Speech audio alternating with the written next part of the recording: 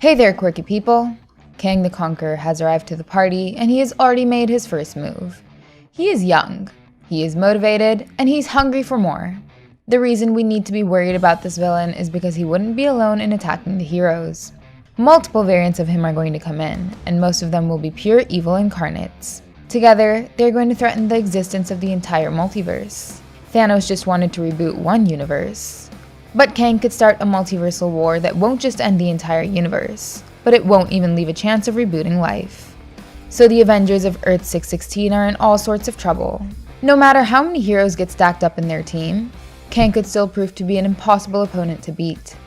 He is among the smartest people in the multiverse, and being the master of time, he has access to the kind of tech that the Avengers won't even have dreamt of. Multiple variants of Kang are going to show up. In fact, He Who Remains has already confirmed at least 4 variants of Kang to exist in the multiverse. In the comics, there are several Kang variants. One of those was Terminatrix, who was actually Ravonna Rensselaer posing as Kang. Then there was Mr. Gryphon, who ended up buying the Stark Tower. He turned it into Kang Industries, and this was also referenced in Loki's 5th episode. Another variant of Kang was the Scarlet Centurion, who teamed up with Dr. Doom. In a Marvel universe called Warp World, people got to witness a combination of Kamala Khan and Kang. She was called Kamala Kang. Besides them, there were some other popular variants in the comics. Apparently, these variants have already been referenced within the MCU. Before we look at those Kangs, it would be fantastic if you guys would hit the subscribe button, and do press the bell icon so you don't miss out on our future videos. Okay, so here are the variants that we picked up in Loki's final episode of Season 1. Immortus, aka He Who Remains. A conqueror. He Who Remains. A jerk. In the comics, the Timekeepers were real, and they were created by being at the end of all time. This being was none other than He Who Remains. Keep in mind that this version of the old man was different from what we saw in the MCU. In the books, the real Timekeepers caught up to Kang and offered him a deal upon looking at his notorious time adventures. They offered him immortality in exchange of maintaining order in the universe. He took this offer and became one of the most powerful variants of Kang.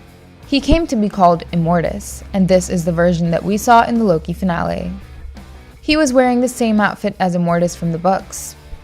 But Marvel turned this Immortus version into He Who Remains. Time. And I'm older. I'm older than I look. Here's how things went. The first variant of Kang wanted to stop the multiversal war caused by his variants. So when he came across the matter-consuming monster Eliath, he weaponized it and conquered the multiverse. He created the TVA and placed 3 androids as the Timekeepers. Mindless androids. In the name of those Timekeepers, he controlled time and kept the multiverse on a tight leash. He wrote the same sacred narrative for infinite universes. But having watched over the sacred timeline for eternity, He Who Remains grew tired and wanted a fresh start. So he manipulated Sylvie into killing him.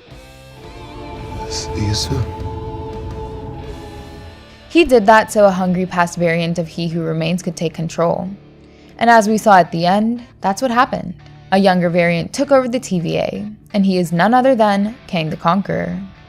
When He Who Remains was talking about his past, he said that he had been given many names throughout his life. A conqueror. He Who Remains. A jerk.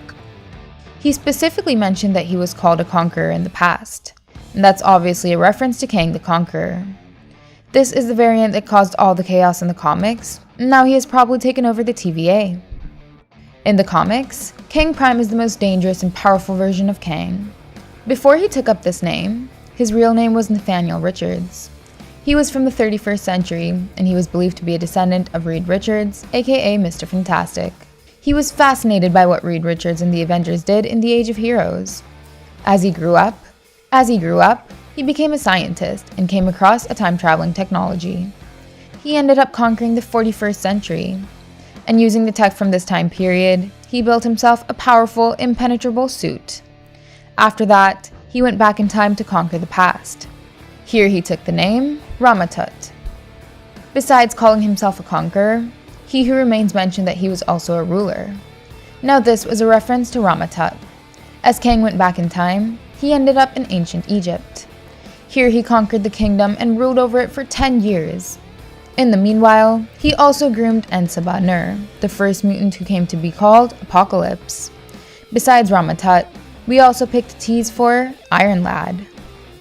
He wasn't referenced directly, but He Who Remains did state that his past versions were all scientists. Now, before Nathaniel Richards grew up to be a scientist, he was bullied during his childhood. One of the bullies actually slit his throat. It took him over a year to recuperate. After this child grew up to become Kang, there was one instance where he went back in time to save his younger self from bullies. So he prevented his past self from getting his throat slit. He showed the kid all that he had conquered in his life. Instead of being impressed, young Nathaniel Richards was disgusted. He despised his future self and vowed to stop him. So he went back in time to the Age of Heroes, but he found all the Avengers to be dead. Only Vision was alive. With the help of the Synthezoid, Nathaniel Richards recruited and formed the Young Avengers, who would fight Kang. As a part of the Young Avengers, Richards became Iron Lad. He had the most advanced version of an Iron Man suit. Since Nathaniel Richards has been confirmed to exist in the MCU, it is also possible that his youngest self could go on to join the Young Avengers and become Iron Lad.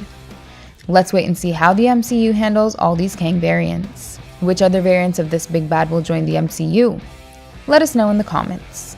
Hit the like button if you learned something new from the video. And don't forget to check out some more fun videos on our channel.